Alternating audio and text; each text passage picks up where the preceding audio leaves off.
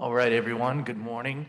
Thank you for coming. Staff, thank you for joining us on this wonderful Saturday morning in January. To my colleagues here, thank you for coming together so we can hear from our wonderful staff and discuss the 2022 budget and other years moving forward. So I just want to say thank you to Mallory and her team and Ms. Spiegel to putting this information together for us. Taking the time to work the budget issues as you always do, and putting us in a good position. As everyone is aware, Davenport is in a great financial position. Even during the pandemic, we might be in a better financial position than we've ever been. At least in the many years over the decades that I've been dealing with this, we are positioned, and especially positioned for great financial efforts during the pandemic and going into the recovery. So I appreciate that, and you'll hear from the community and everywhere the focus and many pieces of the budget still are our same priorities of public safety, infrastructure, and making Davenport a safe, stable, and welcoming community. So with that, Mallory, my personal thanks to you and your staff, and please entertain us with your words of wisdom. Perfect, thank you, Mayor. So just to go over the schedule here, today we'll be talking about the operating budget. So that will include just a brief overview of the community survey. We'll be sharing that with you today. A brief update on FY20. I know we met at the last Tuesday meeting and went through that, so Basha will share that with you. Where we are currently in the current fiscal year, which is FY 2021, and then what we're presenting to you for FY22. Next week, we'll be back together to look at the CIP and go through some of our more capital funds, like our debt service, road use tax, and LST. And then 2 weeks from today, we'll be back for Corey and her team to present the work plan and do any follow-ups from today. In your packets that you have in front of you, there's a lot of information in there. If you have questions along the way of things that you've found, feel free to contact me, ask them here. However you want to handle that. There is an overview memo there, which is just our summary document of, we have a lot of numbers in this book, so we tried to condense it for you and hit the highlights. The budget summary reports, which those usually will change and update week to week, so we'll bring you back the next set for next week. The business plans that our departments prepared, the detail pages, and then all of the CIP materials. So those are the documents that you have. Also, Megan should have passed out to you a copy of the presentation from today, along with the executive summary of the community survey. All right, and before we get started here, I wanted to personally thank our budget team. Putting all of these materials together takes months, and they've done a fantastic job. I appreciate the work of our department heads and their management staff. And their expertise that they provide to really informing what these numbers need to be. In particular, the budget team, Linda Foland, our Assistant Finance Director, Basha, the Accounting Supervisor, Jim O'Dean, our Revenue Manager and Assistant Finance Director, Clay Merritt with the CIP, and Megan. Special thanks to Megan as the Budget Analyst. She's done a fantastic job this year, and without her, these documents would not be ready. So they've done a great job. Mallory, could I have them stand up and we'll Sure. just recognize them? So you guys that Miss Mallory just called that did all the work, please.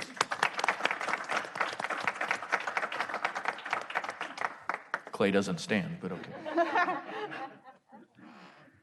And with that, some of you may know, some of you may not, but I was hired here 7 years ago, or 7.5 years at this point, to be the budget analyst. And so having served in that role, this is certainly not a responsibility that I take lightly. And I just wanted you all to know that it's truly my privilege to be your CFO. And this budget that we're presenting today is one that we're proud to present. So. All right, I will turn it over to Megan to talk through the community survey, and then Basha will be up to go through 2020, and then I'll be back to talk to you about 21 and 22.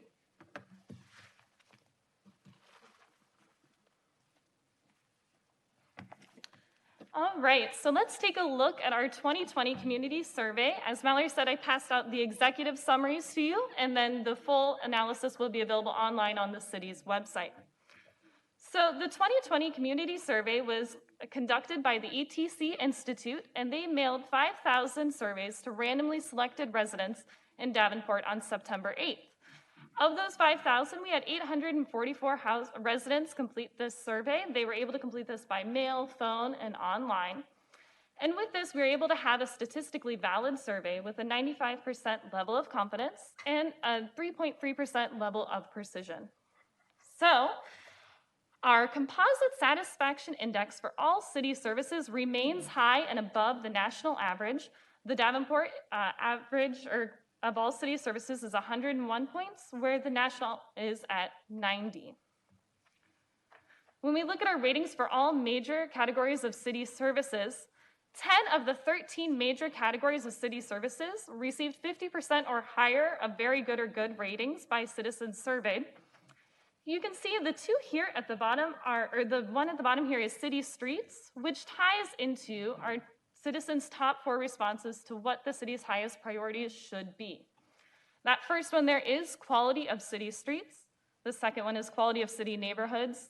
Third, quality of police services. And fourth, efforts to attract and retain businesses. So in order to help the city identify investment priorities for the next 2 years, the ETC Institute conducted an important satisfaction or IS rating analysis. So this analysis examined the importance residents placed on each city service and the level of satisfaction with each city service. So the closer this is to 1, the higher the satisfaction could be from citizens if there were to be increased investments. So the first one here is the overall quality of city streets with an IS rating of 0.6845. The second one here is overall quality of neighborhoods. And the third here is city's efforts to attract and retain businesses. So we see here that the city streets are continued emphasis is recommended from our citizens from this citizen survey. So the first major category we're going to examine is public safety. So 80% of residents feel safe in their neighborhoods. 89% of residents surveyed had a very good or good opinion of the fire and emergency medical responsiveness to calls for service. And the top 3 areas selected for improvement in our public safety were efforts to prevent crime, visibility of police in neighborhoods, and public education efforts. So next we can see the levels of agreement with the perception of safety from the citizens surveyed. In all 4 areas, 50% or more of citizens surveyed agreed that they felt safe in these areas of Davenport. Next, we'll take a look at our solid waste services. So all of our services surveyed in solid waste had higher positive results than both the national and regional averages. 92% of residents had a very good or good opinion of our recycling collection services, and 92% of residents had a very good or good opinion of residential garbage collection services. And here's that distribution amongst the Midwest and US averages. You can see that our solid waste services remain well above all of those other comparable cities. So next we'll take a look at how our category of customer service was surveyed, and so 90% of our residents who contacted our customer service strongly agree or somewhat agree that the city employee who helped them was friendly and polite. And 84% of residents who contacted customer service strongly agree or somewhat agree that the city employee who helped them was knowledgeable and competent. And here we can see of those that actually contacted our customer service with a question or a problem or comment during the past year, and all 3 of these areas, they strongly agreed or somewhat agreed that the city employee was friendly and polite, knowledgeable and competent, and responded promptly. So our next area is streets and infrastructure, where 71% of our residents had a good or very good opinion of snow removal on our major city streets, which is higher than both the national and regional averages. 73% of residents thought that the condition of major streets should be a top priority, and 56% of residents thought that the city's sanitary system was very good or good. So here we can see those actual ratings of the streets and infrastructure service areas. So streets and flood control and protection efforts remain a high priority to Davenport citizens surveyed, and snow removal on major streets did rank the highest there out of this category. So next we look at our parks and recreation. So Again, all our services surveyed in Parks and Recreation received higher positive results than both the national and regional averages. 89% of residents thought that the quality of city public gardens was very good or good. 78% of residents thought that the quality of city parks was good or very good. And 80% of residents thought that the overall quality of public golf courses was very good or good. And here again, you can see how we compare on the national and Midwest averages, that we remain well above in all of the categories that we surveyed. Lastly, we'll take a look at our libraries. So 93% of residents thought that the availability and quantity of materials at the city libraries was very good or good. 88% of residents thought that the availability of computers and internet at the city libraries was very good or good. And 89% of residents thought that the quality of children or youth programs at the city libraries was very good or good. And here you can see a similar breakdown as before of those residents that actually surveyed that had attended the library in the past 12 months. And all of these areas, they felt that the quality of services was either good or very good as well. So overall, we have a positive story here with our continued top priorities from our citizens being quality of city streets, quality of neighborhoods, quality of police services, and efforts to attract and retain businesses. But we have some definite highlights with our other services and major categories of service across the city. Thank you. Next Thank you, good report. Yes, thank you. Next, we'll look at our budget introduction from Basha.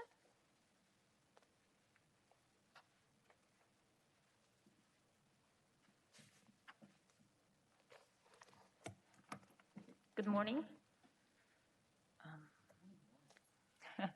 I'd like to do a quick review of our ending of fiscal year 2020.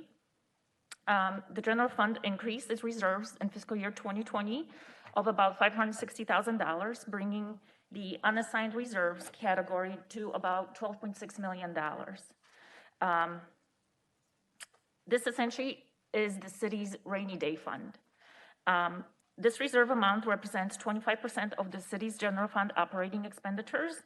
And over the last several years, City Council has increased this policy for unassigned fund balance to be between 17 and 25% of the general fund operating expenditures. You always want to be towards the top of this range to have flexibility in these funds, because if you're at the lower range, your hands are tied on using those funds. Below, you will also see a graph of the city's negative cash balance over the last decade or so. As you can see, we had quite a bit of negative cash in years 2010, 2011, and 2012. There are several reasons why a fund would have negative cash, and there's okay reasons and there are bad reasons. One of the bad reasons for a fund to have negative cash is because of revenue shortages, and other reasons might be we're waiting for grant money to be received, or we have prepaids that were booked to previous years. I'm happy to report that in fiscal year 2020, we only had one fund in the negative category, and that was our IT fund, and it was due to prepaids of software. We pay those in advance, and we have to book them back to previous years, to future years. And as you can see, we are a long way from our previous years of having negative cash. And we could accomplish this through several years of replenishing funds. Okay, next slide. In addition to addressing the negative cash in our funds, the City Council also addressed the unassigned reserve policy. These reserves can be used for anything, such as addressing cash flow needs. Our largest source of revenue are property taxes, and they're very cyclical in nature, meaning we receive a big payment in October, and then we also receive a big payment in April. And if there was to be any cash flow shortages, we can use these reserves in order to get us through that shortage period. As you can see, we're at the very top of our policy at 25%. On that particular graph, you'll see the policy of between 17 and 25%. 25% is the black line, and the teal line is the minimum of 17%, and the orange line is where we're at today. So we're at the very top. The bond rating agencies are also very interested in this unassigned reserves, and they always want to see that we're at the top. Okay. The city council also has a liquidity policy, and liquidity is how quickly we can convert assets to cash. Okay.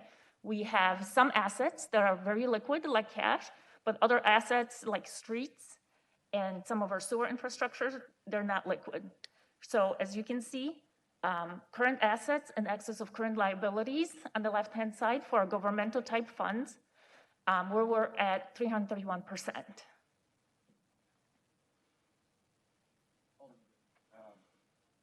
Yes. I had a question about the general fund, Okay. fund unassigned reserves.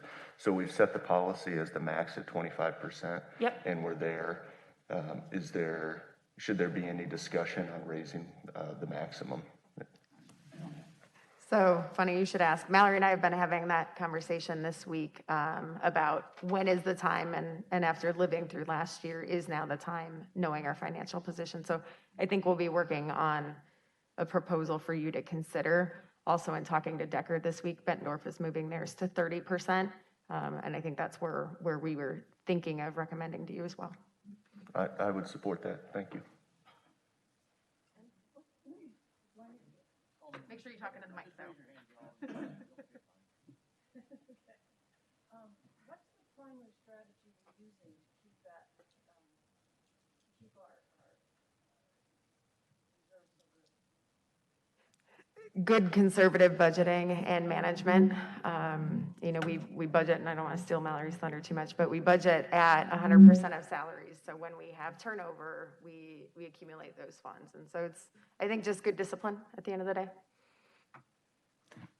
Question I have about just the general fund. Did we see in this September tax payment cycle a large increase of people who couldn't pay their property taxes, or was there any concerns with the COVID effects that might have? So we actually did have a large amount of delinquent taxes at the end of June, and it was because the state allowed people to pay their taxes through July. So we did have a higher number of delinquencies at the end of June. However, at this point, we actually received an email from Scott County in the last week or so saying that most of that has already been collected. Okay. Yep. Thank you. Okay, so like I mentioned, the liquidity policy for governmental type funds, our current assets in excess of current liabilities, we're doing great there. We're at 331%, and our cash and short-term investments of at least 50% of current liabilities, and we're at 200% there. Something to keep in mind is that line is, if we reach those lines, that's where we see a problem, so we want to be well above those lines, like we are today.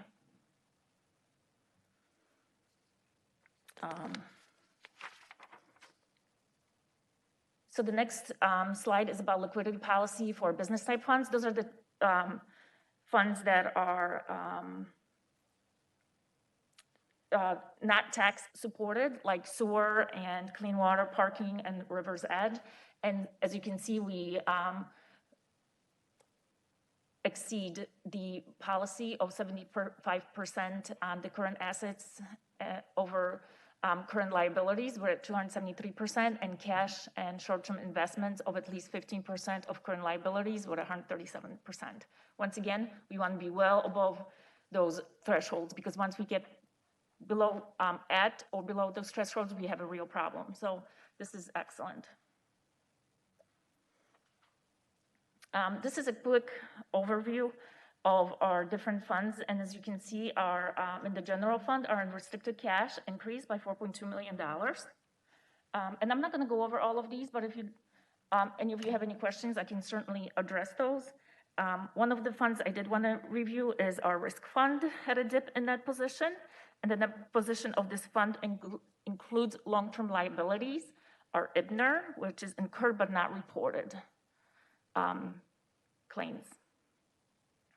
And another fund that has a really big percentage on there of 75,000% increase is our transit fund. So I'd like to go over this fund a little bit. And our transit fund received some CARES Act funding, so we were able to increase that cash balance in that fund. Did anybody have any questions on these slides? Yes. So I'm going to go over the insurance fund next. Nope, you're good. Okay. Next, we have our trust and agency fund. In 2013, we increased the property tax levy to address higher health insurance pension costs. And as you can see, in 2012, we had somewhat of a dip. And then we have been trending up for our reserves in this particular fund. And this past year, those reserves dipped just a little bit. But the main, what this fund does is actually supports the employee health fund. And if you take a look at the next slide, you can see that those two funds are actually intertwined and they correlate to each other. So even though the trust and agency fund dipped slightly, our employee health fund reserves are very healthy, and they had a pretty big increase in its net position. Yes. How are we doing with the recycling, especially since China stopped taking our stuff? How are our funds doing with that? So that's probably outside of the city conversation, the waste management. I know the mayor and Alderman Norman. But that's something Decker, Mahesh, and I talked with Kathy a lot about the supply chain. They are rebuilding the supply chain stateside. There are several projects that are doing that. But that's just part of how we fund the Waste Commission. Okay, so we're keeping pretty steady then? We're not going in the hole? Kathy's watching it, but that would be a more appropriate update from the Waste Commission. Okay. Yeah, and Alderwoman Lee, Mayor and I are on that, and they cover all this in our meetings, and it's fascinating stuff and conversation we have, so feel free to come to one. I'll shoot you when the next couple are there, normally like the last week of the month. Yeah, let me know, thing, please. so, yeah. And I also appreciate that you're starting to work with Habitat Restore for the electronics. That's great. I would tell you, watch it a lot, and we just invested, $800,000 in a new recycling, so it can, the workload in the separation can flow much easier, but the flow of recycling has not dipped. There is, in fact, more what they're seeing. So the efficiency of how they handle it has been improved, but it is still flowing good. And the money, we're still supported. Yeah, right now it is. Yep. There, as Ms. Spiegel said, there is a slight concern that the ability to get the funds to manage it, but because they've done a good job, we were able to invest in that new recycling machine, and very rarely do they spend that much money in something like that, but they were able to do that because they did have the funds. Good. Yep. Thank you.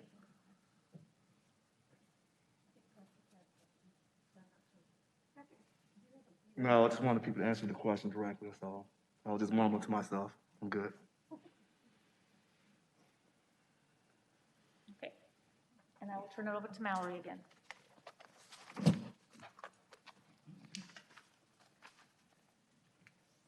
Thank you for the report.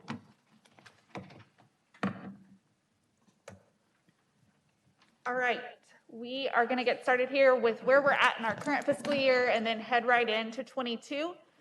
Just as a quick reminder here, this is obviously a lot of material. If you have questions, please ask. We'll be taking notes. Megan will be keeping track of your questions. We usually put together a memo the following week that we try to answer your questions in that memo. We'll have that to you probably by end of week or next Saturday for your review. So just in case we can't answer your question right now, we will figure it out this week, okay? All right, our bond ratings. During FY 2021, we have gone before our rating agencies twice. We saw both of them this past fall, and then we just visited with S&P this past week. We had wonderful conversations in both meetings there. They did maintain our ratings in the fall. We should have an updated bond rating from S&P, I would say, within the next week or so as we go to do our refunding. So overall, I think the rating agencies have seen what we're seeing, that we do have strong budgetary performance, and they're pleased with the policies that you've put in place that are leading kind of us to that position.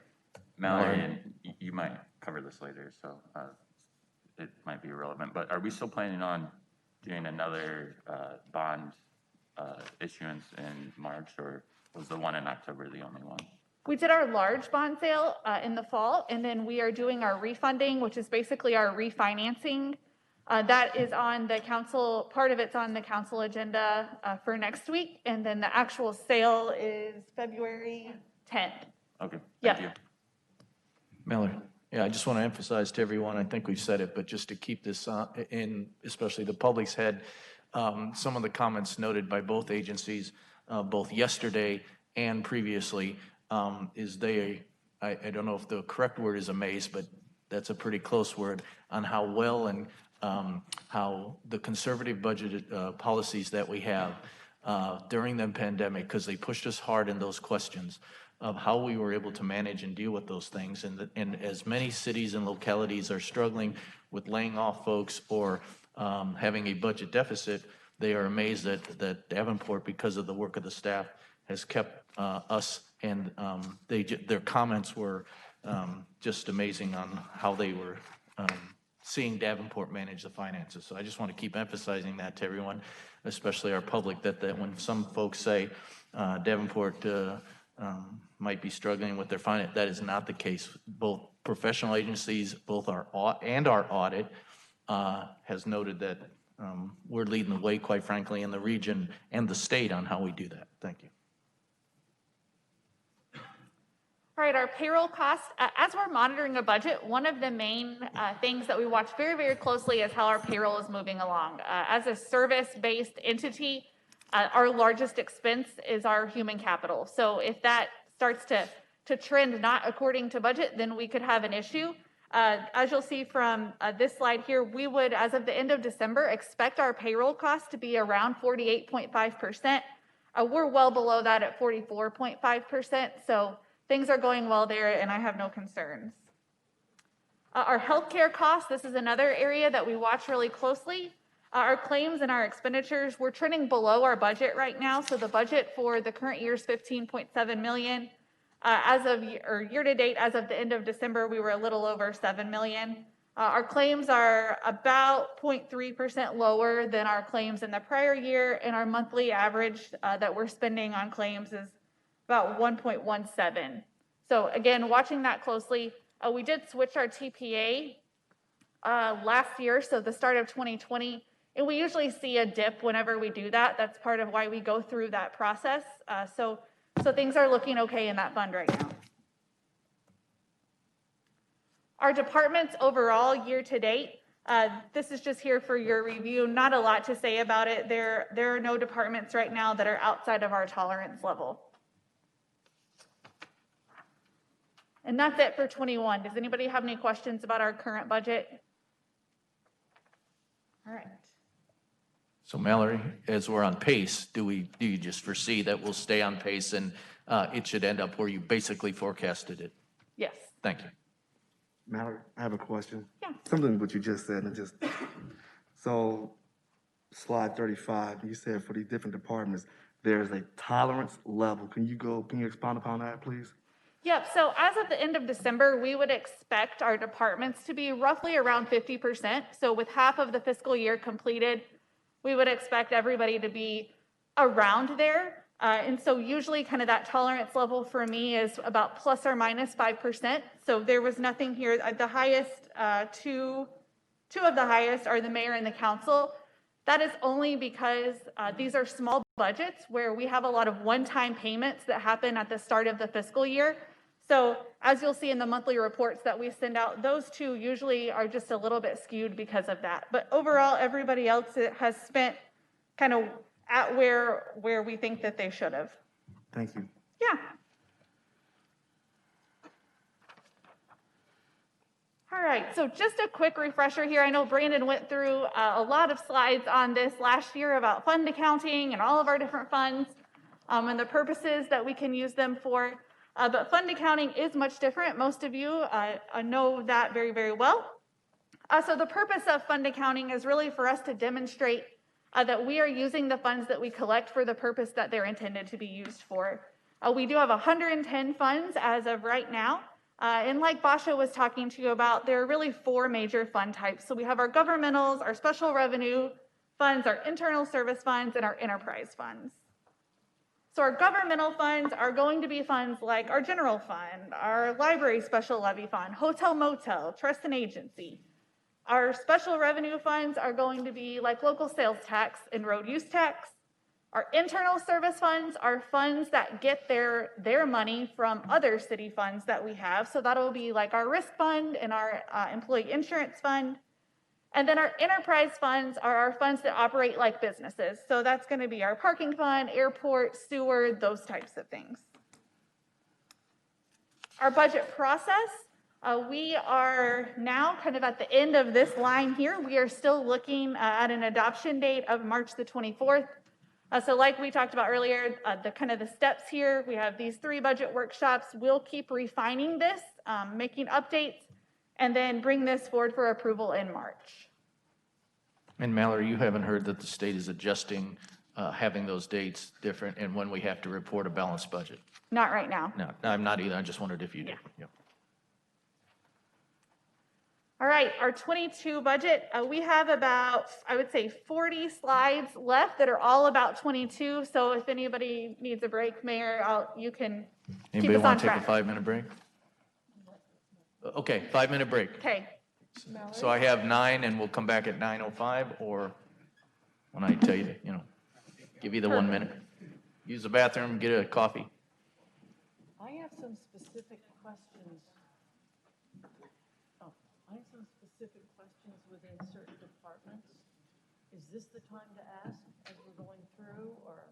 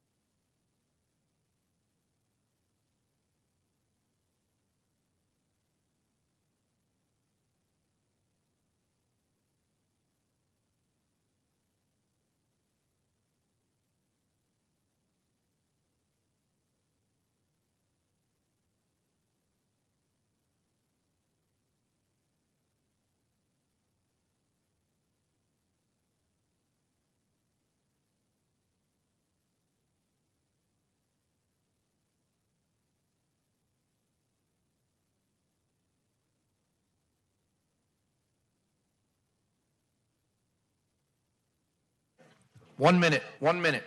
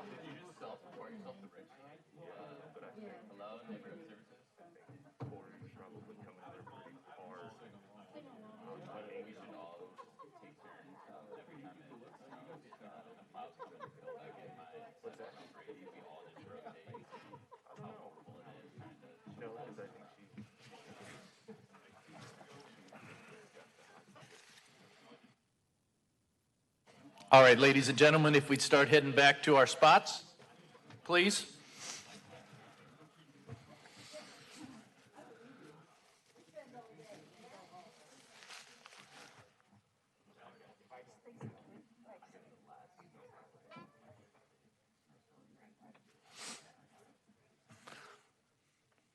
All right, Miss Mallory, we'll continue. If anybody wants to have conversations, please go in the hallway.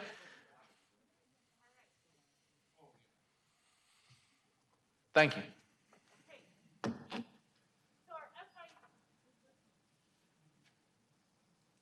There we go. All right, our FY22 budget highlights here. This is a balanced budget, and it does comply with all of your policies for reserve and liquidity targets. So that was the most important thing that we really wanted to share right out of the gate here. It also maintains our current levy rate of $16.78 per $1,000 of taxable value. So we're not proposing any type of a levy rate change here. And it does also maintain our current service levels. So I think that's important too. We're not raising taxes and maintaining all of the services that are provided to our residents today. And then lastly, this budget does continue to emphasize and focus on our adopted pillars that we have and our work plan, which, as I mentioned, Corey will present in 2 weeks. Ms. Mallory? Yeah. Quick thought. So I know you saw in the paper, and then I've got a bunch of comments. There is a difference between the public safety levy, which is capped and has been capped since the 80s. We just were asking the state to give us a little flexibility, if we'd like to do it, to adjust that and have our local controlled. So just so folks know, that's the difference, and we're just wanting to have the ability to discuss that, and that's what we're talking about. Thank you. All right, the 22 budget here. The total increase is about 1.45%. This is a $234 million budget. Each of these categories are escalating under 1.7%. So the operating budget up 1.41. As I mentioned, that is really where all of the costs for our personnel live. The GWIs that we have negotiated are right around 1.75%. So overall, I think this is tracking along really well, and this right here is what allowed us to be presenting a balanced budget. The rollback amounts, so this is really about property taxes here. The state sets these. We get these every year. So here they are just for your review. Our taxable valuation, the number that we've plugged into our budget is we're projecting about 2.5% growth in our property taxes. Right here, you'll see that residential, as of right now, looks like it's up about 2.8%, commercial around 1%, and then multi-res 23.6%. On the rollback, where are we with the state? Because if I understand right, the assumption is that we're not going to get any, so when we get any, that's great. Is that what? Yeah, we'll cover that, I would say, here in a couple of slides, but right now, it doesn't look like the commercial rollback, it looks like it will be funded. This year? Yeah. 22? Yeah. There is a commitment by the governor, at least verbally, to potentially take care of this. Yeah. So did we, I guess, the cutest question I think was, so did we budget like we weren't gonna get it? Does this budget reflect we weren't gonna get it, or does that make So our position is that the rollback is very important to our financial condition. As we've talked about in the previous years, making sure we balance our operating budget with the ability to do capital. I don't want anybody to think at the state level, we don't need that rollback money.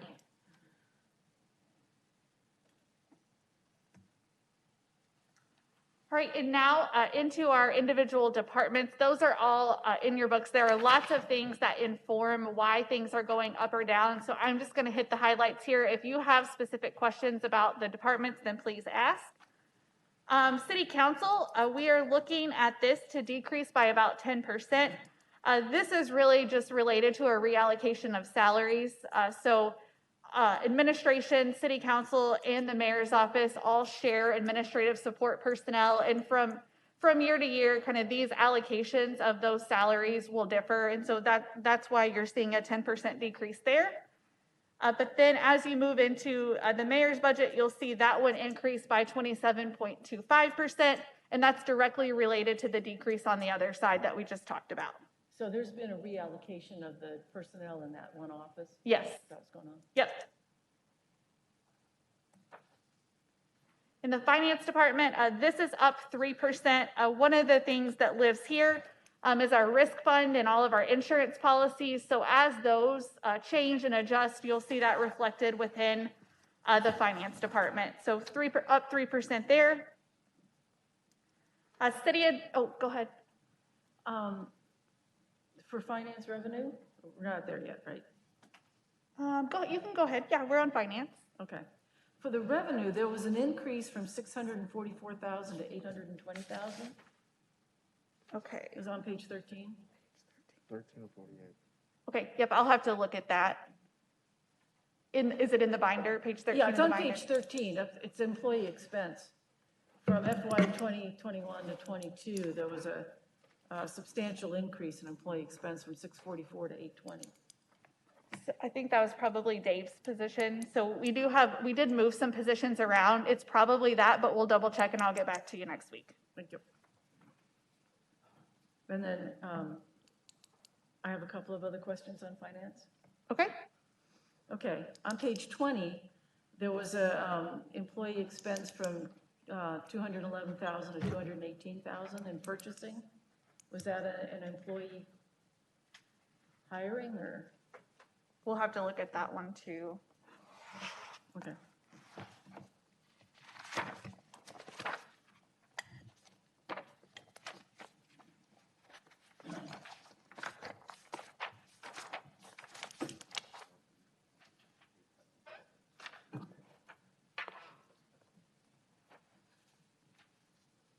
Okay, page 20, I don't see a large decrease in purchasing there. That one went from 211 to 218. Yeah. Which that would be associated like with step increases and general wage increases.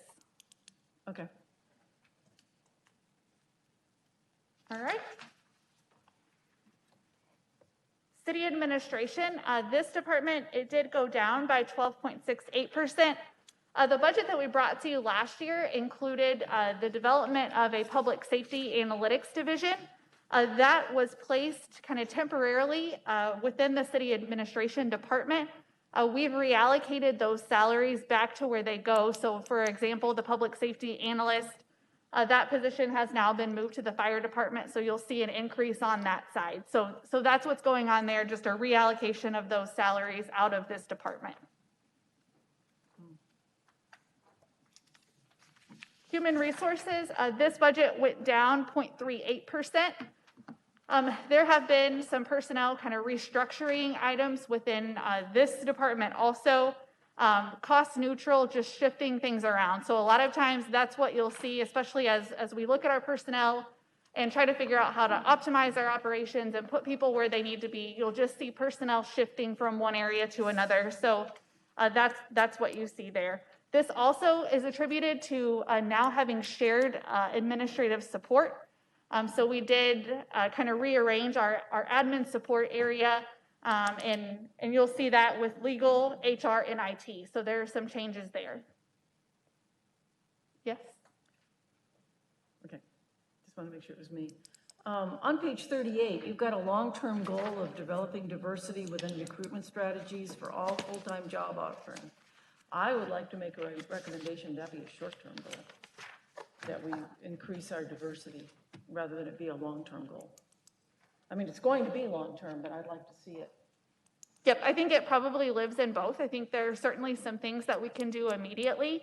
But then as we look specifically, and I know Alderman Peacock, you were part of a meeting that we were in where we discussed this directly. In some of our areas where we're required to post positions as promotional, it will take time because we have to increase our diversity within our entry-level positions. So but I agree, it should probably be living in both. Okay, thank you. Yep. All right, within our IT fund, this is down 0.3%.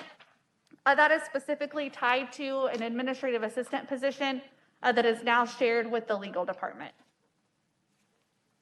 I'm sorry. Can you go back to something you just said? And, Yeah. I'm sorry.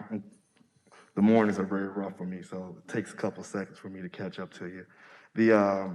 Can you repeat the statement you said about diversity in entry-level positions, please?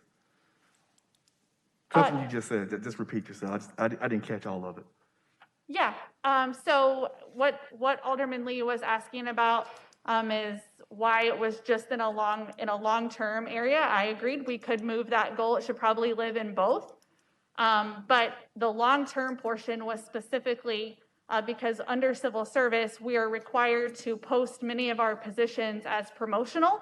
And so to achieve diversity within kind of all of our positions, we have to increase our diversity at our entry-level positions. Those things are directly tied together. Thank you. Yep. Okay, our legal department, this is down 3.61%. Previously, there was a full-time administrative assistant here, and that's what I was just mentioning that's now shared with IT on about a 70-30 split. Community and economic development. I have a question. For situational awareness, I was going to do this before Alderman Lee did it, but last time, and please educate me, this is just a summary, but however, we're later going to talk about these particular divisions independently. Is that a true statement? Or more in depth, if you will? Or just this going to be one shot, one kill? We're not going to discuss these individual departments after this. Is that a true statement? So staff will defer to the mayor who runs the meeting, but That's what we did last year, though. in right? my 6 years, this is the high-level review of the departments is the extent of what staff covers. I'm quite sure you did it differently because we went and discussed these budgets. That's why I didn't want to, because I know what Alderman Lee was doing. Because I was like, we did that a little bit differently. But if that's what we're going to do, that should have been talked about beforehand so we know what the rules of engagement was. Well, we're happy to, Mr. Peacock, take any questions you have, I think. They are, the staff, any questions on any department you would have or any concerns you have, happy to take those. No, I was just curious, before the meeting was started, say, this is how it's going to flow, so that way, because, everybody has questions. I didn't know, there would be a summary, and then whoever the department head say, hey, this is our budget, whatever the case may be, that's what my thought. We don't intend to have the department head speak, but we're happy to have, if you have a question with that, we're happy to have you answer them, or ask them, and then the department heads, I'm sure, are happy to answer them for you. Thank you. All right, community and economic development. Well, I have a question then. Okay. Since I gotta do this. Go ahead, I'll find it.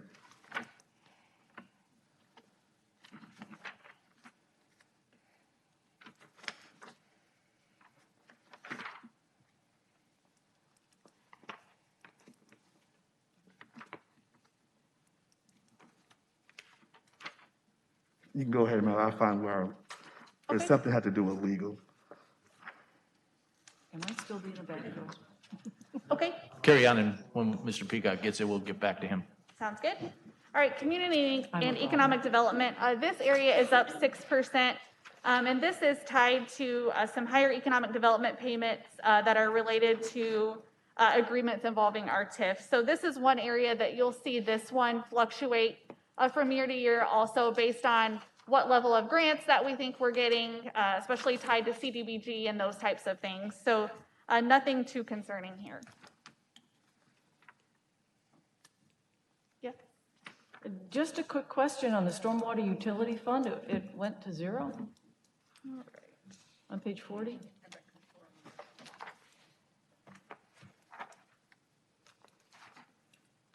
The stormwater utility fund? Yep, we'll have to look at that.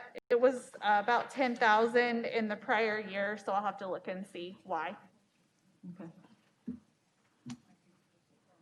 It might, I don't know.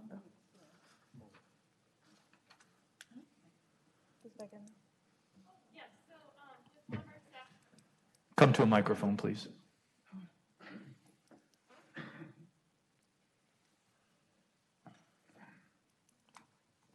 Yes, so one of our staff members that was formerly in CED is now a part of our DNSD department, and her funding sources went with her as well. So that's why you see that decrease with stormwater. Yep. As long as it still exists. Thank you. I think I found my spot. Okay. So, if I'm not mistaken, you went over legal already, so if you allow me to go back, I'm looking at page 35 in the big binder that was given to me. Thank you for the staff for giving it to us. Okay. If my math is correct, and the proposed budget is, there was a decrease in personnel, if I'm not mistaken, in 1.3. However, when I look at the budget now, the amended, there was an increase, if I'm not mistaken, for $105. So how can personnel go down and the budget goes up for legal?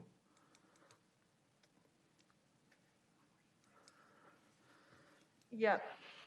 Okay, so there were a couple things that happened in this particular budget. So the first one is that you'll see our legal secretary position went from 1 to 0.7.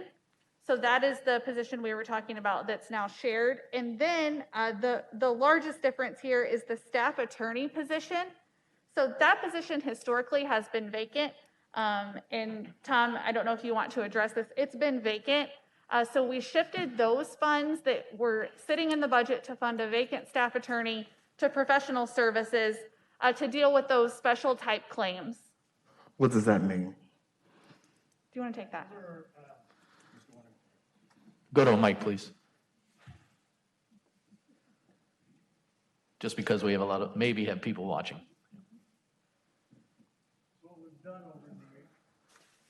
What we've done over the years is we've substituted internal staff for high dollar, high profile claims and used outside counsel. And we've gotten excellent results over the last few years. So we eliminated an internal position to generate funds for outside counsel. That still don't answer my original question. So if the personnel goes down, I'm looking just at the total funding for the budget summary. If your personnel goes down, right, the way it reads here, 1.3, you went from fiscal year 2021, and there's an increase of 105. Now, based on what Tom just said, you allocate money to go to outside counsel, but however, that's not indicated here. Does that make sense? So the total budget, so if you're looking at page 34. So the 21 budget was 884,000. It went down to 852. The employee expenses went down, supplies and services went up.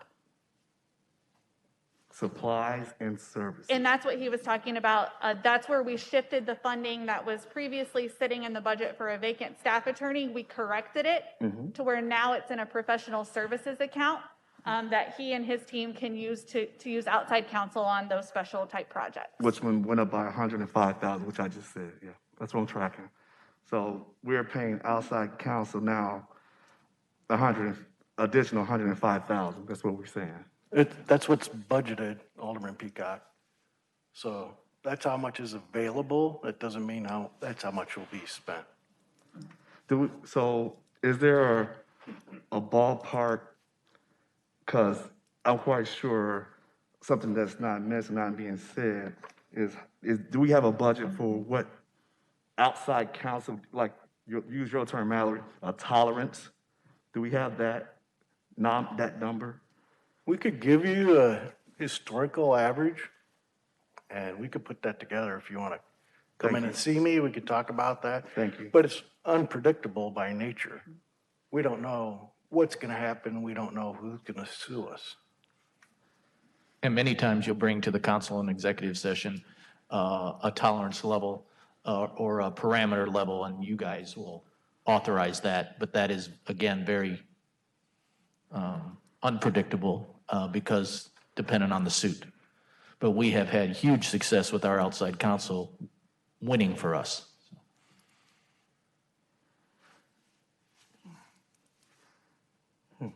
Thank you. All right. Moving on to our, oh, go ahead. I just have a quick question for CED. Okay. There's a long-term goal about continuing progress on I-280, the Locust Economic Development Plan.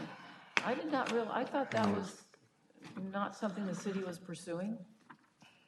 So several years ago, we did a master plan for that area. As we build out the northern business park, there was interest in growing that outside of our city boundaries, which is not aligned with our interest.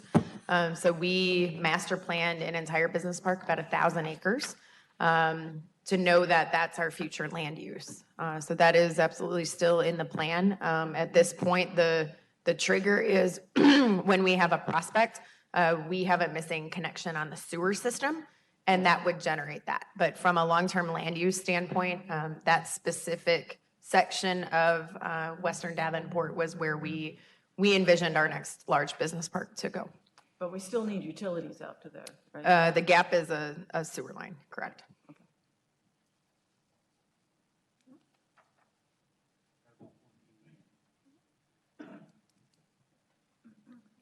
I would ask if we keep capital questions to the capital budget. All right. Our civil rights department here escalated about 2.89%. That's on track with what we would expect, just related to steps and GWIs. Can you slow down for a second? So, did the civil rights director have any input into that budget? Hey, Mr. Peacock, can you use your mic? Yep. I apologize. Thank you. Did the director have any input into that budget? Yes, we met with every department in a budget review meeting and went through all of the budget reports. Because I'm quite sure the council, my brothers and sisters on the council remember the meetings we had with them, and even the commissioner said they were woefully under budget. And I think the best we could do is 2.8. Is that what we're saying? Yeah, that is what is built in the budget. So what does that mean? So what does that mean? You said that was built in the budget. What does that mean? So the direction that we gave to staff this year in all departments is that any moves that were being made were to be cost neutral. Given the pandemic, the uncertainty around property taxes, all of those items, we knew that this could potentially be a tricky budget. The property tax number that we've built in is 2.5% growth, so we have to keep our personnel costs in line with that. Otherwise, and that's what we've talked about before, is that's the quickest way to create a structurally unsound budget, is if we are escalating our personnel costs at a rate that our property taxes cannot support. So the direction that we gave was, we do not want to be in a position where we are looking to reduce service areas or cut staff.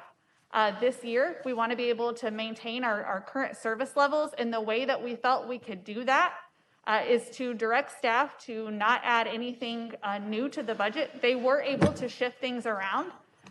We're good partners in that and made a lot of changes, which are the things that we're talking about today. But overall, we did not add a lot of new things to this budget besides GWIs and steps.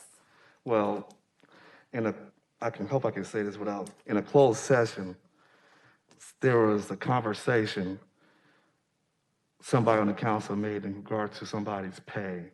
And they said historically, this person was woefully underpaid. Historically, this department been woefully misrepresented, coming from the commissioners. And everybody heard it. wasn't just me. I mean, coming from the commissioners and the president, the vice president of the commission, and they've been woefully underpaid over time. And using the words of the alderperson, you know, we should do justice and correct the situation if we can.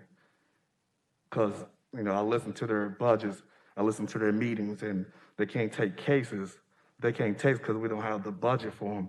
And I could have swore members of this esteemed body said they was going to try to fix it, and I guess we couldn't. All right, thank you. And just to clarify, Ms. Mallory, you said you had discussions with every department head, to include this department, on what their budget was going to be. Yes. Thank you. Excuse me, Maria. Ms. Stickman, please. Do you have comparables for other cities and how they fund their civil rights departments and how well their staff is paid? Yes, we had started an analysis on that back in the fall. That's something that we could pull out this week and have ready for you as part of the follow-up memo. If that's a request of the council. Yep. Yeah, if that is, other council members would find that favorable, I would be in favor of that. Thank you. I think they can do that, yeah.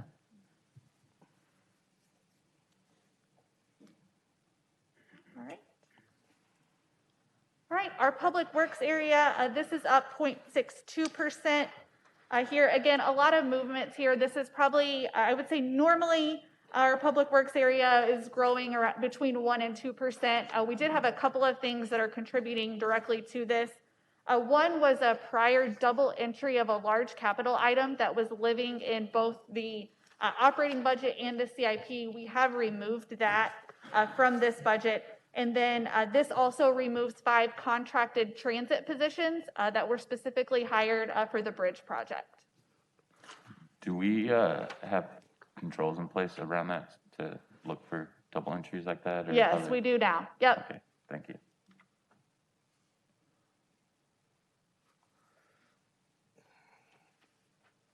Alderman Lee?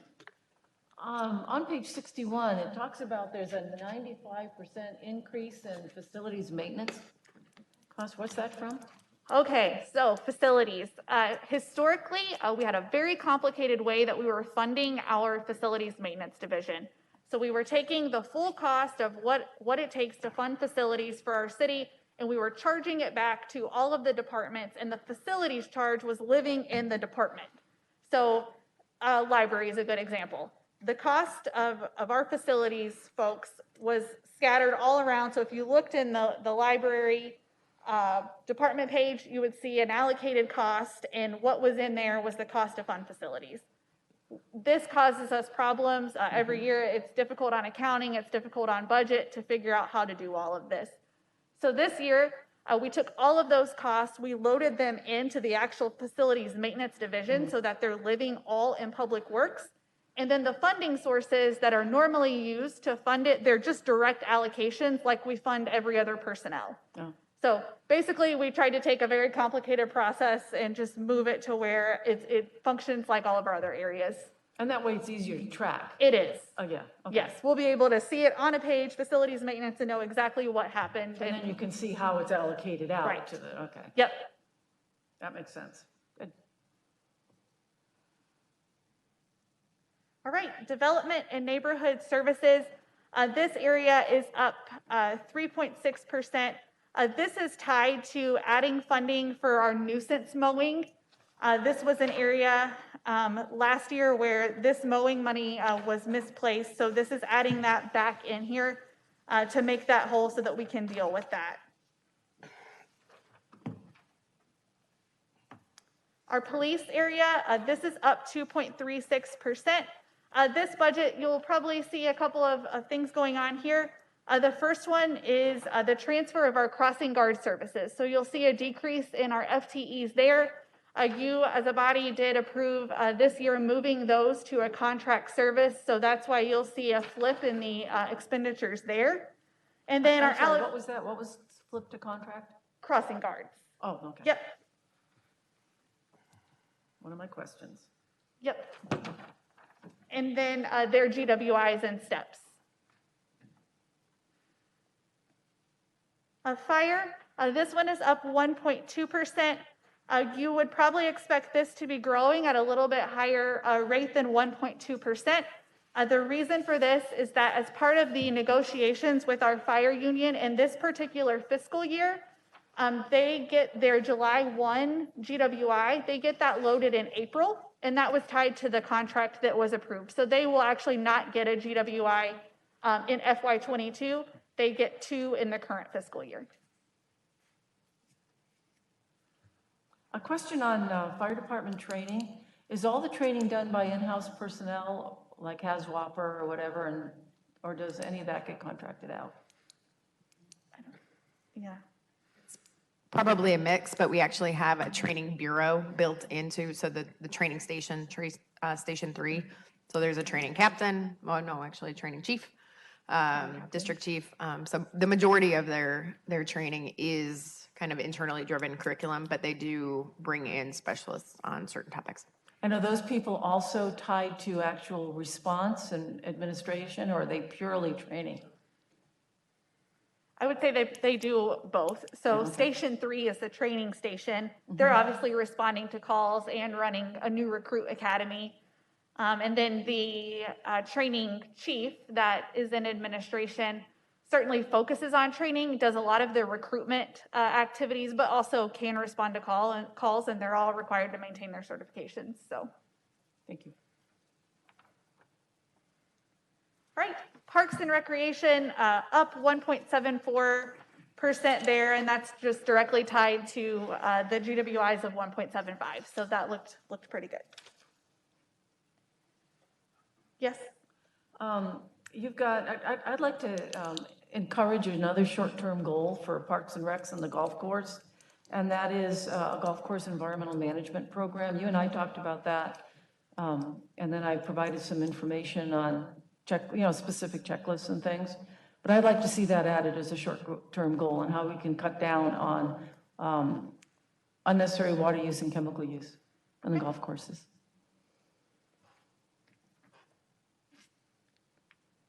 All right, our library area is down 0.21%. A large part of that was just actualizing our utility service costs. So this year we did do a comprehensive analysis of our utility costs citywide and corrected those in the budget based on actuals. So we were able to decrease some budget there. And then also some employee insurance changes. So you'll see that from time to time as we rotate staff and through attrition. If we have people who are utilizing family insurance and then we hire back someone who's on single or employee plus one, there's a pretty large cost difference there. So that was part of that. And then obviously the removal of the facilities maintenance chargeback, which is now housed in Public Works. So that's why that one is down 0.21%. On page 182, it shows that the grants program went to 0 in 2021 and 2022 for the library. What happened there? Okay, so we do not budget grants here. They just get reported as actuals. So for this particular area, as they get the grants, they're obviously able to spend them. Accounting helps them through that process, and then we report actuals. So even if you were to look back in prior budgets, we would never budget anything here. Okay, because it just showed a 0 at 2021 and 2022. Yep. So the budget in earlier years reflected what they actually got in grants. It doesn't mean they're not going after grants. That's right.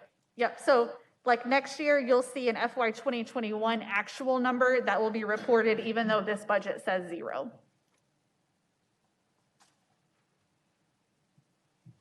All right, and then our River Center Adler, this is down 13.83%. This is one that we just have to work through on a monthly basis.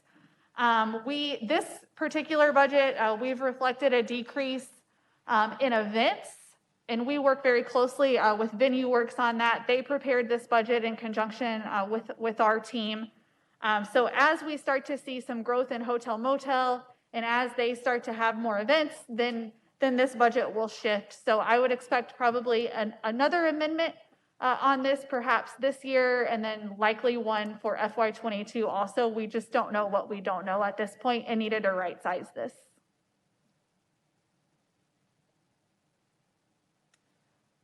So all of that brings us to our 22 budget overview. In the general fund, we are projecting a current deficit of about $110,000. And then our trust and agency fund, a deficit of about $20,000. I feel like this is all right and within our parameters because we do budget 100% of our salaries, knowing that we're going to have turnover throughout the year. We've done a very good job with that. So that's one thing. Many cities would budget perhaps 93% or 95%. They would look at what their turnover rate is and only budget that. We have historically used the practice of budgeting at the top because we don't, again, like I said before, we don't know what we don't know. And our personnel cost is not an area that I feel comfortable gambling on. So 110 and 20, but feel pretty confident that we will land the year in a fine position. All right, our general fund revenues, we've talked about this many times, but obviously supported 79% by taxes. And then on our expenditure side, 76%. And that was to my point earlier about why we really want to keep those things tracking together as closely as we can. When you combine our general fund and our trust and agency, same concept here, those two funds, 85% supported by taxes, and then 80% within our salaries and benefits.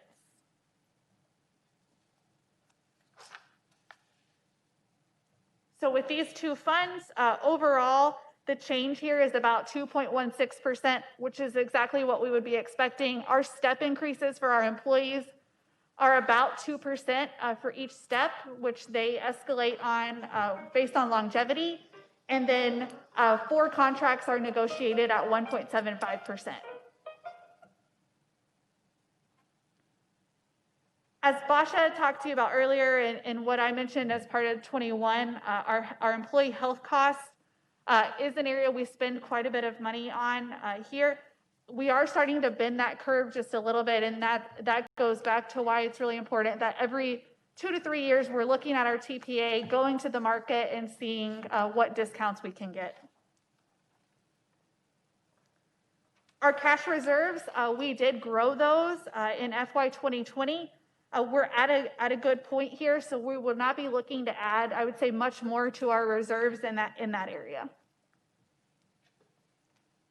Hotel motel, that was one that we just talked about regarding the River Center and the Adler.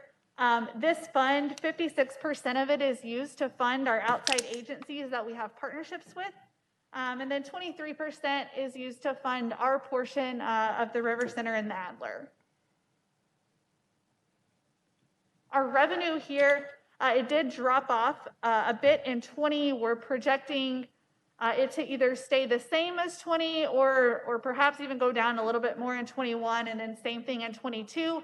But because these costs are pretty controlled, we do have a lot of flexibility to adjust these expenditures as we go. And you'll remember that we talked to you about doing a budget amendment within this fund in the current year just to make sure that we're not outpacing our revenues. And we did that, and our team meets monthly with the River Center group just to look at what events do they have scheduled, what revenue do they project, what are their expenses, what loans are they eligible for. So we have a really close partnership with them, and I think that's worked out really nicely for us this year. All right, our sewer fund, we have, I would say, as a body, elected officials and staff have prioritized this fund. We were in pretty bad shape here several years ago, and you'll see this chart is moving in the right direction. We really needed to build up our cash balance here. We do have debt service covenants due to our obligation with the SRF loans that we have.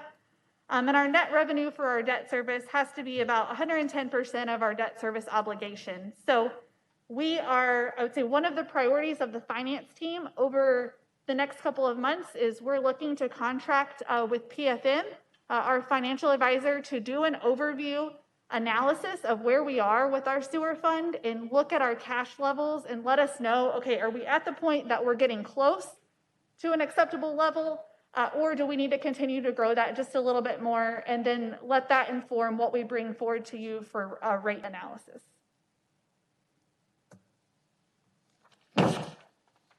Our sewer fee comparables, you'll see we're at $52.09. So I would put we're kind of right there in the group with Davenport, Des Moines, Sioux City. Those three are pretty in line together there.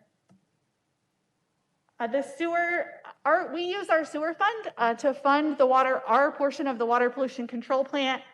We did develop the new 2080 agreement. That team has been meeting, I would say now, Nicole, for quite a while. We have a great partnership there, and that's moving along well too. I don't know if you had an update for that or not.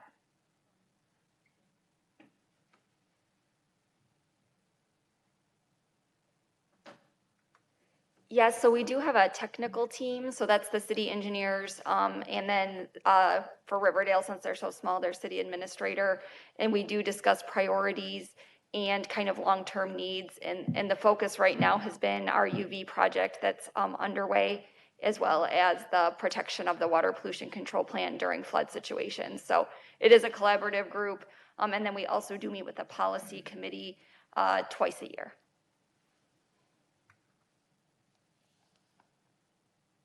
All right, the no-fault sewer reimbursement program.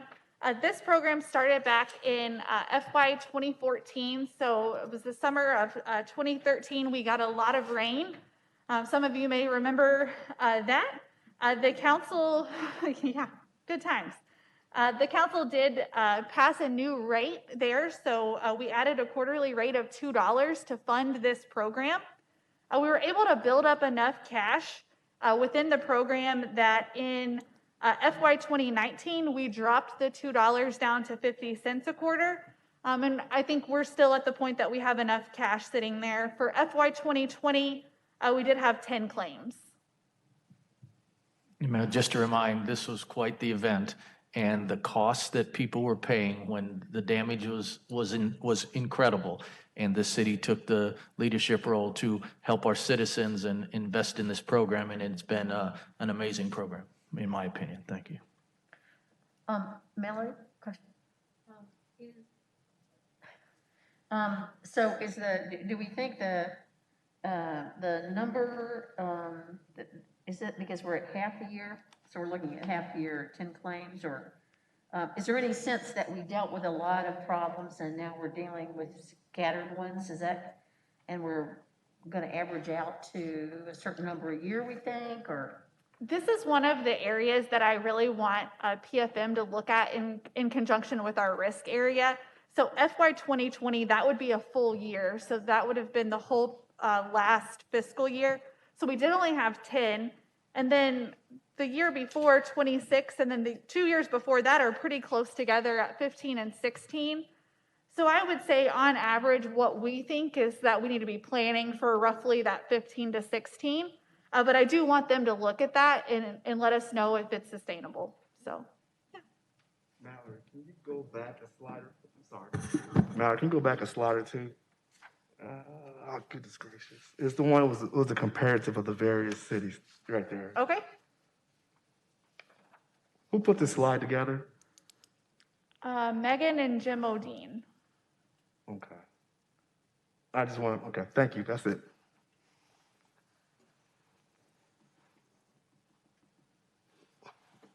All right, so our sewer rate changes. The FY22 budget is the last year of an ordinance that you approved that was authorizing 7% increases. So the 22 budget does have a 7% in there. You'll see that this chart plans for what I would call kind of a worst case scenario where we continue the 7% increases in 23, 24, and 25. But like I mentioned, that will be really the purpose of having PFM do an analysis and then looking at our rate study to figure out what the right number is. When do you expect that study to be completed? I would say I plan to get that study under contract within probably the next month or two, and I would expect something by summer so that we have enough time to work with you and the public on what that looks like. And just to remind, years ago, we used to never increase this or never increase these rates, and then all of a sudden in a 10-year span, we would have an insanely huge increase that we would ask the citizens to deal with.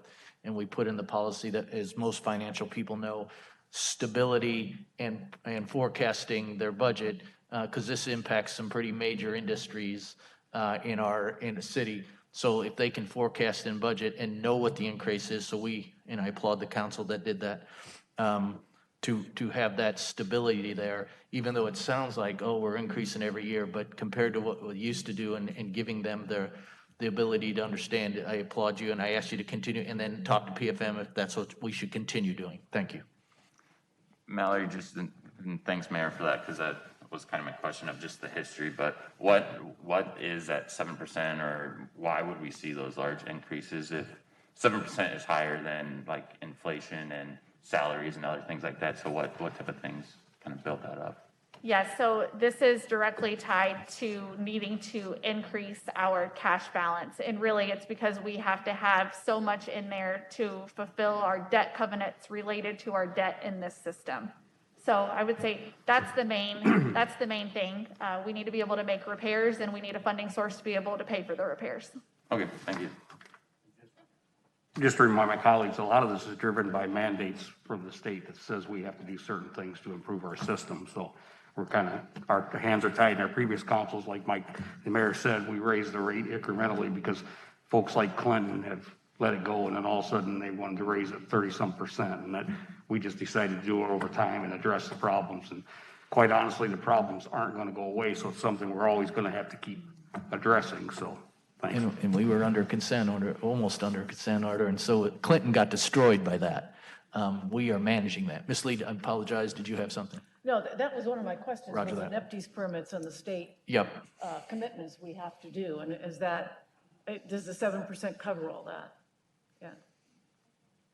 Yeah. Sorry. Yes, so our permit with the state is every 5 years, and they have been very pleased with the amount of money that we've been showing that we're putting into our system, specifically related to inflow and infiltration removal and things like that. So our relationship with the DNR, I would say, is really good. We do meet with them annually. This year it was via Zoom instead of face-to-face, but we are negotiating our next 5-year contract right now, and I would say that relationship we built, I think you'll all be pleased when you do finally see that come forward. And as we finish the 30-year interceptor, the 1930s, I'm sorry, interceptor and a lot of the other work you're doing, we should see some of the increases level out. And yeah, so we're hoping that once that project's complete, we can kind of re-baseline. So several years back, we did also finish an optimization project at the plant to help with how we receive flows and things like that, knowing that the 30s project would then make that extra step towards making sure we're just treating what we should be treating instead of all the rain and river water. So we would hope 6 to 12 months after that 30s project is complete, we can kind of get a new baseline at that point. Perfect. Yep. Thank you. Mm-hmm.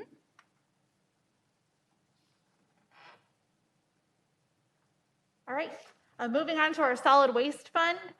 This is another one that we have been trying to grow our cash balance. We're in a good position with this one, so just a little under 1.8 million there, which I would say is roughly where we need to be.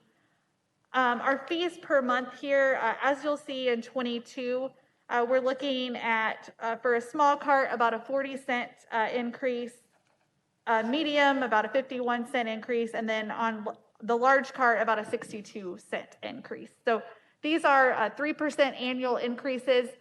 That's the level that is working. It keeps track with the replacement schedule that we have there. And this is one, to the mayor's point, that historically we might have had to do a 5% or whatever it may be. We've really been able to set this where it's functioning now, and these 3% annual increases support the program. We have a very similar story in our Clean Water Fund. This is a fund that we will, from time to time, build up cash, and then when we get enough cash, then we will draw it down and do projects. So that's why you'll see a fluctuation here. In 20, this was a planned decrease. So this is one that it'll just fluctuate, but nothing to be concerned about. How are we doing on reserves now in this fund? I think that this is about fine. The purpose of this is really to do projects. Yeah. So we don't need to have, I would say, tons and tons of cash sitting there, but enough. So I would say we're doing okay. So we can do more projects? Yep. We can continue, good. Yep. Mallory, on the same level of kind of all these past couple of conversations we've had about how we've asked for these percentage increases that are smaller over time, so there's not one large jump. At the same time, with the residents who are on like fixed incomes or have tight budgets, the way we currently charge these out on a quarterly basis sometimes can give them large spikes if they forget they maybe watered their grass in August and now their sewer bill comes a quarter later and they see it kind of jump up through the roof compared to normal. So is there an operational way that we can have that same kind of monthly bill maybe, or try to help them budget on a more regular basis than some of these big swings you see with the quarterly process we currently do? Yeah, this is something that Revenue had started an analysis on this past fall. So I will get with that team this week and we can provide an answer to you on that next week. Thank you. Yep. All right, clean water, just like solid waste, we're proposing a 3% annual increase there, which ends up being about a 9-cent increase per month. Our parking fund, our revenue here, 89% of it is supported through our charges for services. And then our expenses within this fund, 35% salaries and benefits, and then 37% would be our supplies and services and contracts that we have there. An exciting thing for us is that we will have finally paid off the debt associated with this fund in the current fiscal year. So that puts our total repayment amount $978,000. With the retirement, oh, did you have something, Mayor? Sorry. No, I'll wait till you finish, please. Okay. With the retirement of that debt, we have moved $150,000 to the ongoing maintenance and security of the ramp. So since we don't have to make that debt service payment out of this fund anymore, we're just shifting those funds over so that we can hopefully maintain our ramps and do some more projects there. I just wanted to say a lot of people said couldn't do it. Here you go. Good job. You did it. Thank you.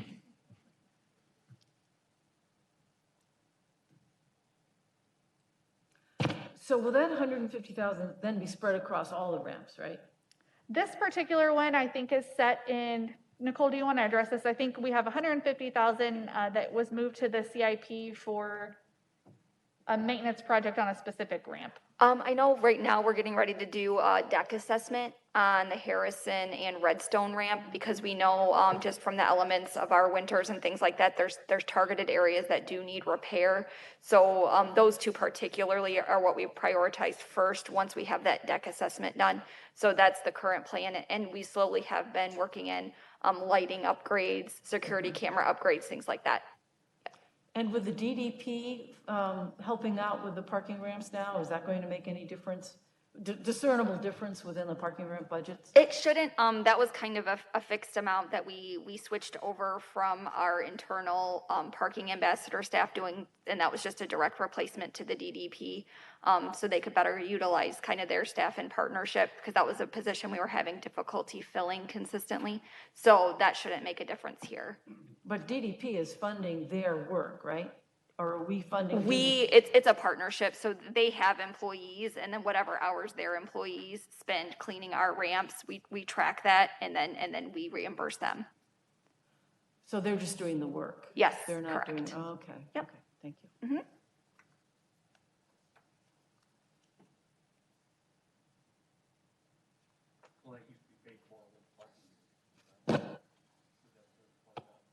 Mike, please. I'm sorry. We used to pay for the debt service part of this through parking meters, and then we took out the parking meters, so that's, having this being paid off is gonna be a great thing. All right, our transit fund, Basha went over this a little bit earlier, but we have, I would say, not even a good news story here. We have a great news story about our transit fund. So in 14, 15, and 16, I'll draw your attention down at the bottom line, city cash subsidy. So 14, 15, and 16, it's not that this fund was not losing money. It was at the time we were not prioritizing digging ourselves out of a negative cash position. So we had not identified that as a financial weakness yet. In FY17, our rating agencies did say, okay, your amount of negative cash funds and the amount that you have sitting there, that is a weakness for you. You need to work on that. So starting in 17, that is when we started subsidizing those funds that were in negative cash positions and really prioritizing that as a team. So that's why you see 3 years of a zero. And then in 17, it was $107,000. It was certainly more than that, but that was the year that we received $400,000 from the garage policy group. So that was used to bring that fund whole, so we didn't have to use the general fund there. In 18, it was about 500,000, and then in 19, 413. That's been the story of the transit fund, is roughly a $500,000 in a subsidy. In FY20, you'll see it's back to zero. We did get a lot of CARES Act money here and continue to get money related to that has helped that fund tremendously and is allowing us to do some things we otherwise wouldn't have been able to do. Yeah. Mallory, has the ridership increased at all over that time? Nicole, do you know, or do we need to look at? I know in general terms. Our ridership has remained relatively steady. One thing we were able to kind of re-baseline about 3 years ago, our old fare boxes were not really able to accurately count a transfer versus a new ride, and our new fare boxes can. So I would say outside of obviously the pandemic situation, we did obviously have had a significant decrease in ridership due to the pandemic, but up to that point, our ridership has actually been fairly steady, maybe a slight increase, and we've held a lot steadier than comparable cities. The loss of ridership in other cities has been significantly greater than our loss, so it seems like we're staying relatively flat. So my question was going to be the changes we made to the route structure, are they part of the reason we've seen the improvements? And then for the ridership, it looks like our revenue from rider fees went down in 20 and then probably went further down in 21 due to the pandemic. So we did not collect fares beginning in March. So that last 3 months of 20 that would definitely account for that. And then obviously we started collecting fares again in August. But we do have a partnership with the schools to carry students and obviously with school being half time. So we would expect those decreases to carry over into 21 at this point. And then once we I think see people getting back onto normal schedules, hopefully sometime after this summer, we can see if we're getting back to that original baseline. Good, that makes sense, thank you. Mm-hmm. And the improvements is part of this, the changes we made to the route structures, is that part of? So the unfortunate thing with the route structure timing was the fare box change was also at a similar time. So we do believe we lost some ridership, but we also were able to right size our staff at that time. So I think that those two things competing to have an actual definitive answer is a little bit difficult, but I think some of the backfill that Mallory mentioned from the general fund was reduced when we did those structure changes. It would have been higher than that 500,000. Okay. Yep. Thank you. So, and then summing all of that up, is this sustainable, this great news story we're telling here in this fund in the future, or is it only because of CARES Act money? I would say right now, it is because of the CARES Act money. We saw some help here in 20. I would say we'll have the same story in 21, and then likely carrying those funds into 22. So I would say for probably the next couple of years, we're in a good position within this fund.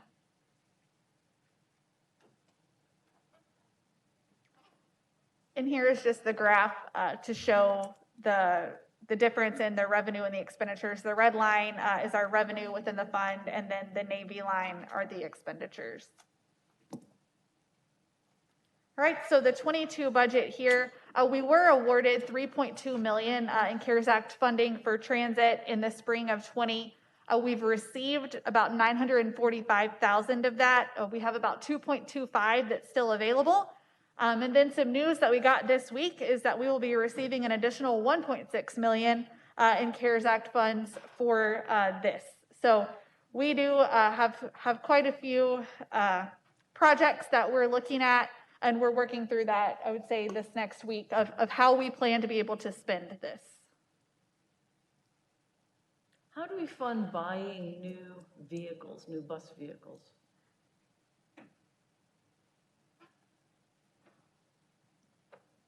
So historically, we get grants from the state based on our size of our municipality and ridership, and we work hard to take the money that's eligible. And so some of that money is eligible for operations. Some of that money is eligible specifically for equipment. So we try to time our CIP fund match with when those funds are available. And in addition, we did apply for an electric bus grant last year, and we do plan to reapply for that this year. So we try aggressively for grants because these buses are so expensive and would take up an inordinately large amount of our equipment fund if we didn't get them through grants. I'm glad to hear you going again for that. Yeah, thanks. That grant for the electric buses. And would that include the infrastructure for charging? Yeah, so whenever we went for our first grant related to electric buses, that does include required fleet infrastructure in our building to charge them. Perfect, thank you. All right, can you elaborate a little bit more on the CARES dollars? And are you trying to figure out how you can spend those dollars according to what they've given you? Correct. We actually had a webinar yesterday, staff did, about this next round that Mallory's talking about. So the first round was really specific to operations and things specific to COVID. So we were putting wheelchair lift assists on the buses because specifically that would remove the driver interaction with the wheelchairs to keep that social distancing. In addition, we put some plexiglass up, some air circulation, things like that were eligible with that first round of CARES money. So like Mallory said, we do need to, this next round, kind of look at, is it specific to operations, or can we do some of those related improvements as well? Okay, look forward to see what you come up to, but with those federal dollars, it's always trying to figure out what the strings are before you spend them. Thank you. Absolutely, yeah. Yeah, we're evaluating, I would say, over this next week or two, if these funds can be used to purchase a bus or to be used as part of a match to purchase a bus. And if so, we'll be obviously bringing that forward for you for approval. So lots of questions still on this last 1.6 that we were just awarded. All right. And then moving kind of here to the end, our impact to a median household. So this is something that we share with you every year. This is based on a median home property value of $139,000. Someone with that type of home could expect to see their property taxes go up about $31. I just want to emphasize that is not because the city is changing our taxing structure at all. That is due to a 1.34% increase in the residential rollback, and that's set by the state. The sewer fee increases equate to about $37.56, solid waste a little over $6, clean water a little over $1, with a net impact to a median household of $75.96. Yeah. Could you please clarify that this is just the Davenport part of the property taxes, right? Because there's other aspects that people may not understand that are part of their property taxes. Yep, this is their impact from us. Yep. It doesn't include the county, it doesn't include schools, this is just Davenport. Yep. Ms. McGinnis, then Mr. Dorman. Yes, one thing I wanted, and this is maybe not the appropriate time to talk about this, but one of the things in looking at sewer fees or looking at our garbage pickup fees, I should have brought it up then. Often, we have a policy for seniors and just people with disabilities that they don't have to pay the garbage pickup fees. And part of me wishes that we could be a little bit more flexible in that income level, because it is very low, and in terms of the cutoff.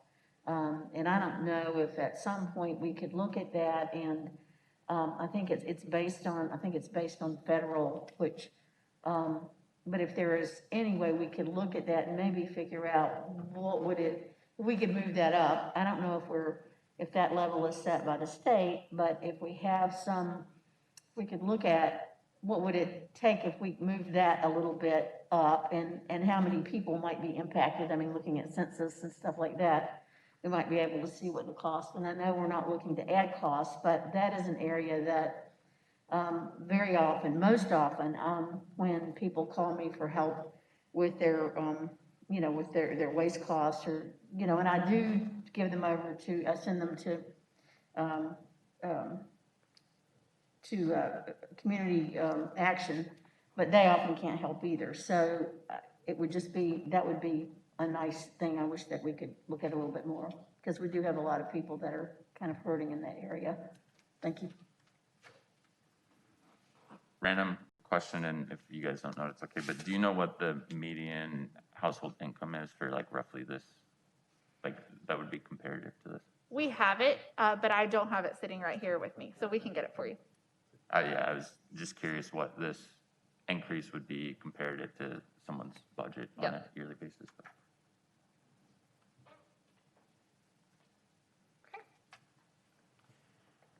All right, and that is bringing us to the end of the operating budget presentation here.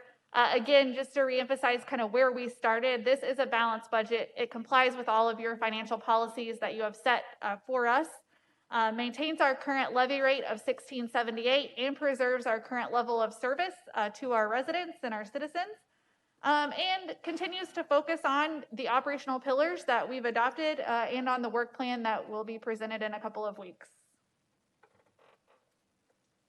One other question about the 1678. We've got a public hearing coming up about the levy rate, right?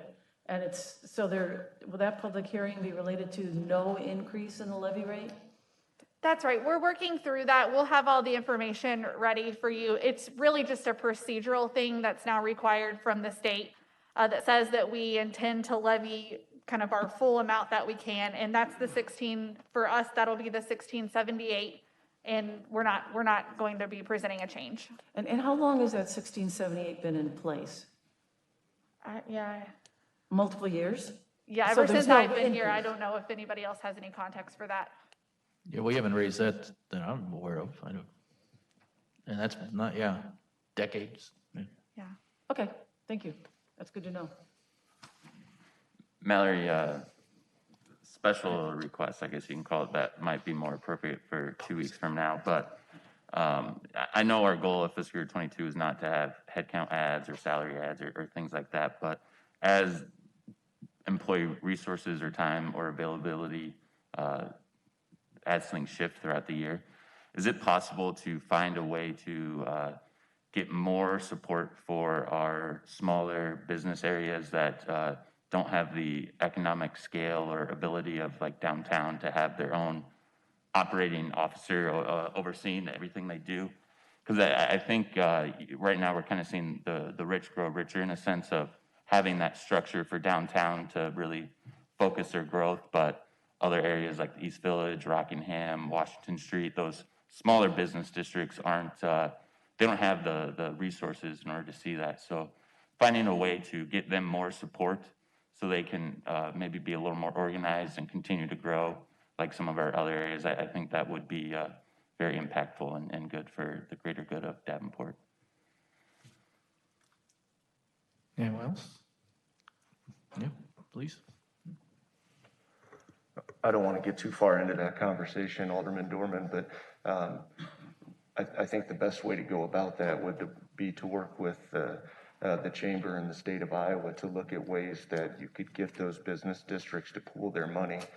Because the reason why the downtown works so well is because they have a large contiguous business district with a lot of property tax dollars that they put into a pot, and that's why it makes sense. They're able to reach critical mass. The other districts are very small. Usually they're unwilling to come together to pool their money, and when they do, the pool that they can give is too small to be super valuable to them. And if there was a way for the smaller districts to come together, and it probably might be related to taking away that that it has to be contiguous to these other business districts, there might be a way to do that. But right now, that's why it doesn't work. And there would have to be some, I think, state policy that would need to change. And probably the chamber would be the best advocate for that. And then if I could just offer some comments. So this is my 5th or 6th budget session. I can't remember now, but the first year, we were in a decrement year, and these meetings were 4 to 5 hours. There was standing room only, and those are very difficult years. And since that year, we haven't had that. And I attribute that to conservative budgeted practices that we've talked about here. And our operation budget is not a sexy budget, but it's also not a scandalous budget where everybody is here asking, pleading to us for different things. And I appreciate that. And I think our staff is marching in the right direction. The council has given the direction that we need cash reserves in our funds. We need to budget conservatively, and that gets us to a point where we don't have 150 people in here very upset that things are going to be taken away. We typically look at how can we spend the hundreds of thousands of dollars that we have left over at the end of the year because we've done such a good job of budgeting conservatively. So I appreciate that. I appreciate this budget. I appreciate that there's not 150 mad people here today and that we're going to get out. There's just one. He might be 150.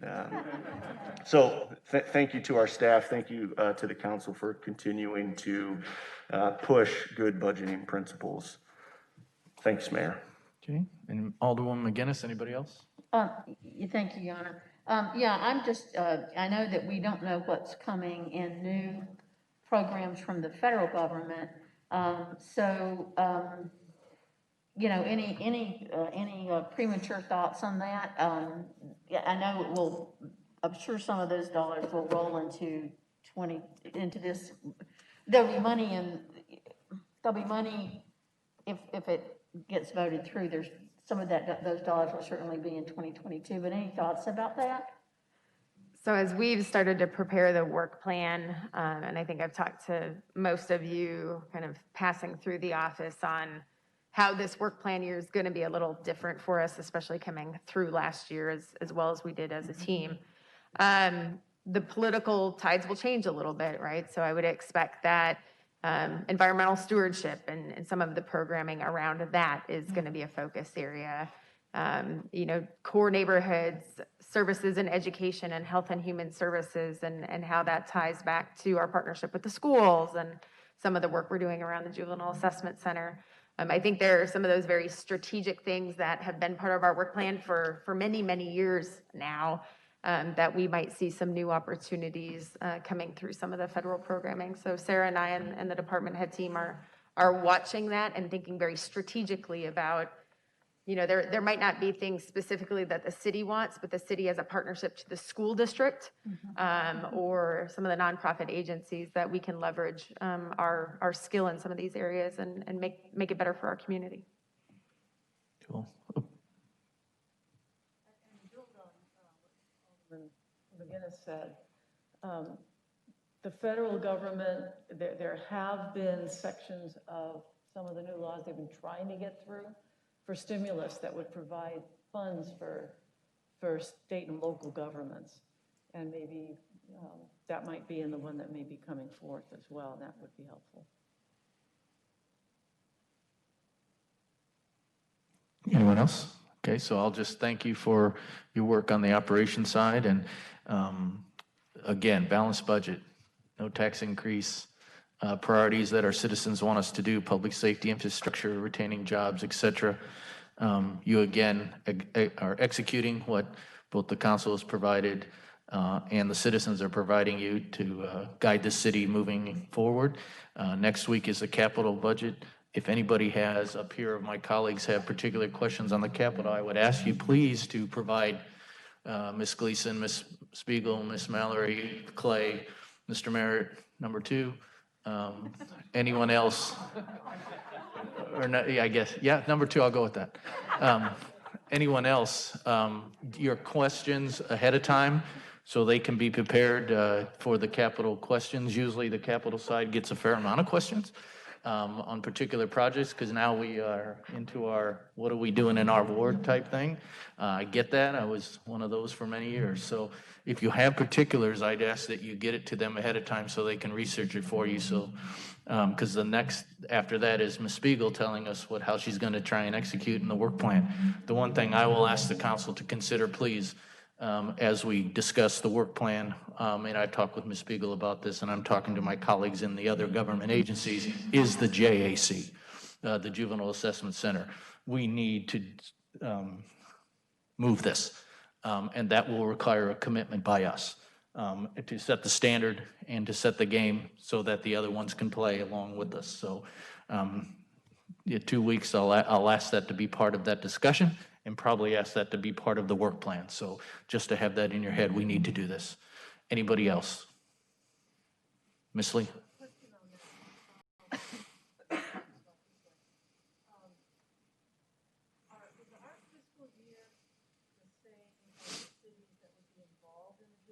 Yes, ma'am. Yes, ma'am. Government's usually the same, so, yeah, but yes. Anybody else? Ms. McGinnis? I had asked Administrator Spiegel about this, but the priorities that we set, we get those next week, because I haven't seen that, where we did the survey back in November. Yep, we'll have that for you as supplemental material to your binder for next week. Okay, great, Yep. thank you. That's a good question. Ms. Lee? And then also regarding that question, I make some recommendations for how the council itself ranks those, because there are some things, and Clay and I talked about this. There are some things that are just standard. They're programs that we're going to do. And I think it would just be helpful, as we talked about, and as I sent the email out, that those things are saying, yeah, we're moving forward with streets, neighborhood streets, big streets, the water programs, those types of things, so that we can really focus our interests on the specific types of capital improvement projects, rather than, saying, we want neighborhood streets, but if I don't click that, because I'm assuming that that's going to happen at this point, and I'd like to be able to focus it more on what I think each individual alderperson really is interested in within the CIP, recognizing those other things will happen. So I'd like to make that recommendation for next year. Anyone else? Clay or Nicole, do you guys share our full street index reports, like the detailed views street by streets? When you say full index, are you doing like PCI scores or full? Yeah, we can share those, absolutely. And I'll put them on a web service map.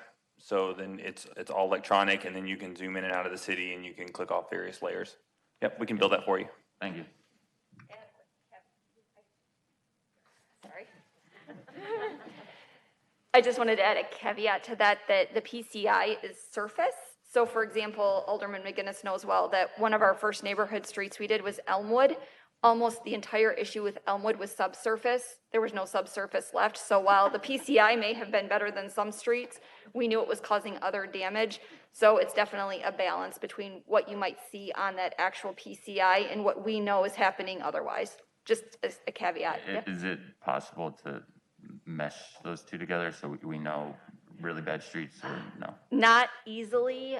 We kind of have an internal staff list that we work through. So we take the PCI and then we have staff drive the other 50 streets that we kind of have on our radar and kind of see the level of degradation over the last year. So we may be able to try to come up with some hybrid, but it is honestly a lot of pieces of data that we're kind of almost manually going through to select those. Okay, thank you. Anybody? Okay. Does the PCI pick up the shifting of the concrete slabs? A lot of times that's the effect of. It just depends on how severe it is. Okay. Anyone else? Thank you very much for your attention. I appreciate that. And if you have any questions, please get to our staff ahead of time for next week. And then thank you for participating.